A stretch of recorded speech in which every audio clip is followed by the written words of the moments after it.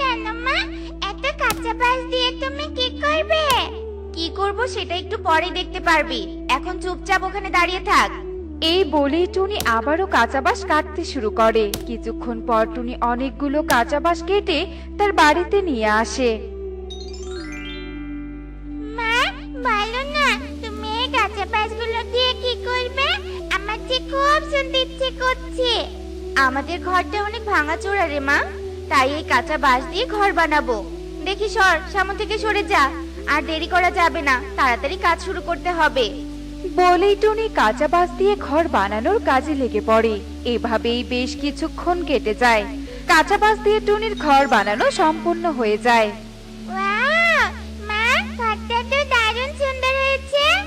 এত সুন্দর ঘরে আজ থেকে আমরা থাকবো, এটা ভাবতে আমার কেমন খুশি খুশি লাগছে। মা, চলো চলো, ঘরের ভিতরে চলো। টুনি টুকি ঘরের ভেতরে প্রবেশ করে। অন্যদিকে টুনির বানানো কাঁচা বাঁশের ঘরের কথা পুরো বনে ছড়িয়ে পড়ে। ইগল দাদা, ওই ইগল দাদা, এভাবে জোরে জোরে উড়ে কোথায় যাচ্ছ তুমি? টুনির বাড়িতে যাচ্ছি রে। টুনি একটা কাঁচা বাঁশের ঘর বানিয়েছে, সেটাই দেখতে যাচ্ছি।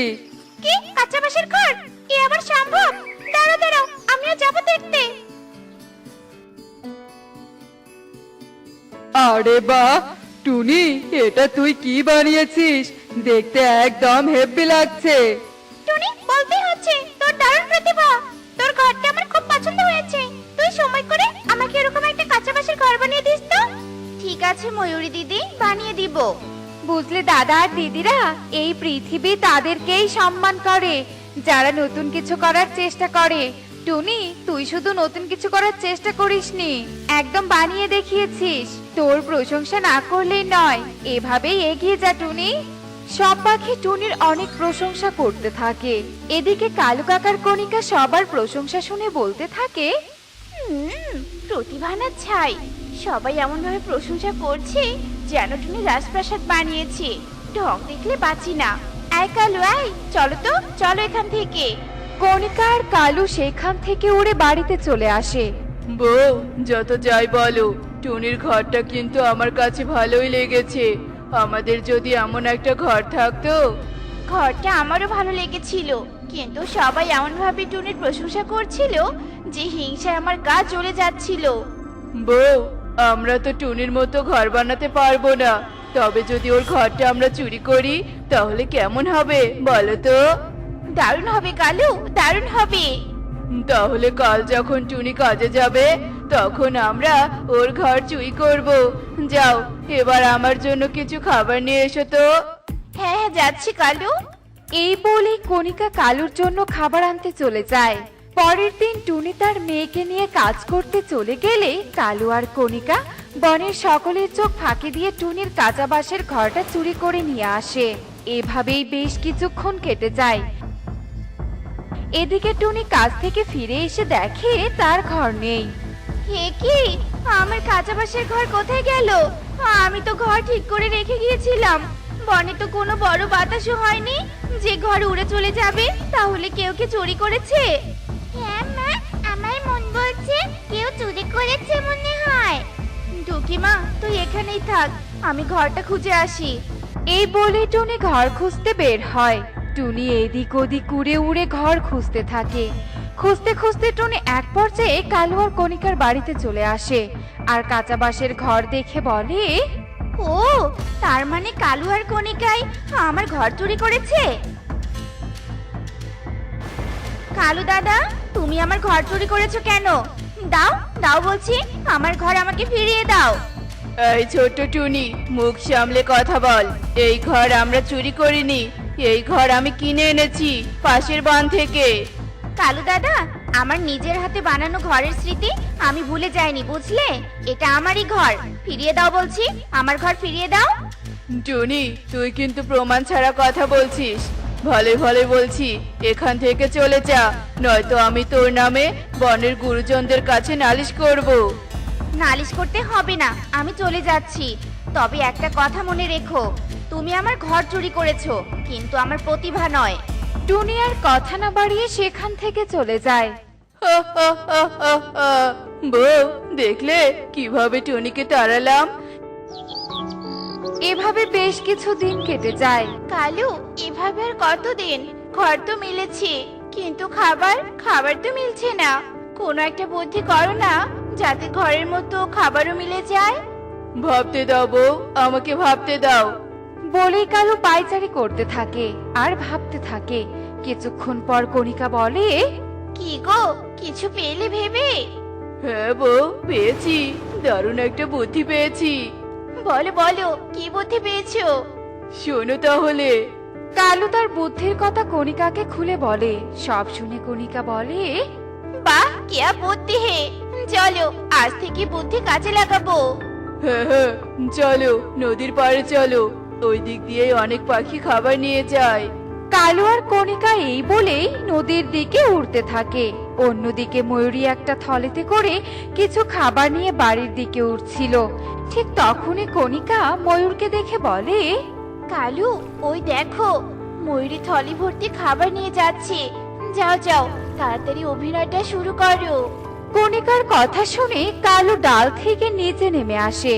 ওরে মারে, ওরে বাবারে, আমার চোখটা গেল রে গেল। কেউ সাহায্য করো, আমাকে দয়া করে কেউ সাহায্য করো। কেউ কে আছো সাহায্য করার মতো? আমাকে কেউ সাহায্য করো। কালু কাকের এমন অভিনয় মিশ্রিত আর্তনাদ শুনে ময়ূরী কালু কাকের কাছে আসে। একই কালু দাদা, তুমি এমন আর্তনাদ করছো কেন? কি হয়েছে তোমার? বোন, দেখ না, আমার চোখে কি যেন পড়েছে। চোখটা আমার কেমন যেন করছে। দেখি দেখি, চোখে কি আছে? এই বলেই ময়ূরী তার হাতের থলেটা রেখে কালুর চোখ দেখতে থাকে।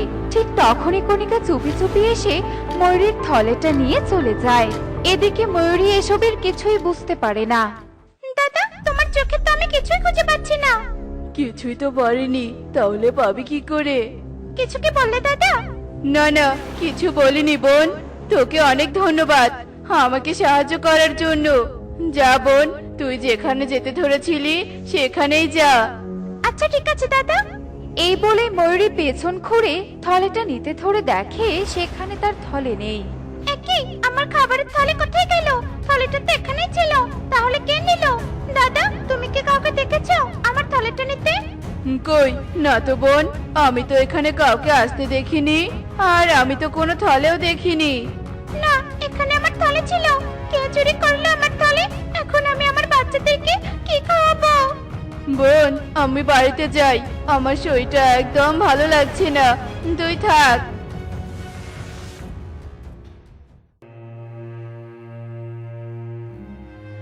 এ কি দিদি, তুমি এখানে এভাবে কাঁদছো কেন? কি হয়েছে? ময়ূরী কাঁদতে কাঁদতে টুনিকে সব কথা খুলে বলে। দিদি, মন খারাপ করো না। আজ যে তোমার ক্ষতি করেছে সে একদিন না একদিন ঠিকই নিজের ভুল বুঝতে পারবে। চলো আমার সাথে, আমার ঘরে খাবার আছে, সেখান থেকে তোমাকে কিছু খাবার দিব। এই বলে টুনি ময়ূরীকে সাথে নিয়ে তার বাড়ির দিকে উঠতে থাকে। এভাবেই বেশ কিছুদিন কেটে যায়। কালু কণিকা ময়ূরীর মতো বনের পাখিদের বোকা বানিয়ে খাবার, ফল, টাকা নিতে থাকে। একদিন কণিকা আর কালু তাদের ঘরে বলতে থাকে, গিন্নি, দিনকাল আমাদের ভালোই যাচ্ছে, তাই না বলো?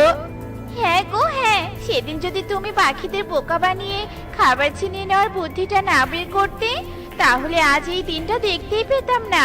পাখিদের বোকা বানাতে যে কি মজা লাগে সেই মজা, এই মজা রাজপ্রাসাদেও নেই। যা বলেছো, হা হা হা হা হা। কালু আর কণিকার সব কথা টুনি বাইরে থেকে শুনতে পায়। তার মানে এই সব কিছু এদেরই কাজ? না, আর দেরি নয়। আজকেই বনের সব পাখিদের সতর্ক করতে হবে, যাতে আর কেউ এদের ফাঁদে পা না দেয়। বলেই টুনি উড়ে চলে যায় আর বনের সবাইকে কালু আর কণিকার সমস্ত কথা খুলে বলে। টুনির কথা শুনে বনের পাখিরা সতর্ক হয়ে যায়। এভাবেই বেশ কিছুদিন কেটে যায়। বাঘ, বাঘ, কালু, বাঘ! ও মা গো, বাঘ চলে এসেছে। বাঘ, বাঁচাও বাঁচাও, আমাদের বাঘের হাত থেকে বাঁচাও। বাঘকে দেখে কালু কণিকা ভয়ে চিৎকার করতে থাকে। এদিকে বনের পাখিরা ওদের চিৎকার শুনে বলতে থাকে, কেউ যাবে না, ওই শয়তানরা আবার আমাদের বোকা বানানোর জন্য চিৎকার করছে। চলো চলো, নিজেদের কাছে লেগে পড়ি আমরা। এই শুনে সবাই সবার দিকে চলে যায়। এদিকে কালু কণিকার দিকে বাঘ গর্জন করে এগিয়ে যেতে থাকে, আর কণিকা আর কালু ভয়ে চিৎকার করতে থাকে, কিন্তু কেউই তাদের সাহায্যের জন্য এগিয়ে আসে না। কালু, আমরা বনের পাখিদের বোকা বানিয়ে অনেক ভুল করেছি। ওদের যদি আগে বোকা না বানাতাম তাহলে আজ ওরা আমাদের সাহায্য করতে আসতো। ঠিকই বলেছো, আজ যদি এই বাঘের হাত থেকে বেঁচে ফিরি তাহলে আর কখনো কাউকে মিথ্যে বলে বোকা বানাবো না। সবাই এতদিন আমাদের মিথ্যেটা বিশ্বাস করে বোকা হয়েছে, কিন্তু আজ আমরা সত্যি বললেও কেউ বিশ্বাস করছে না, কেউ না। বেঁচে থাকলে আর কখনো মিথ্যে বলবো না, কখনো না।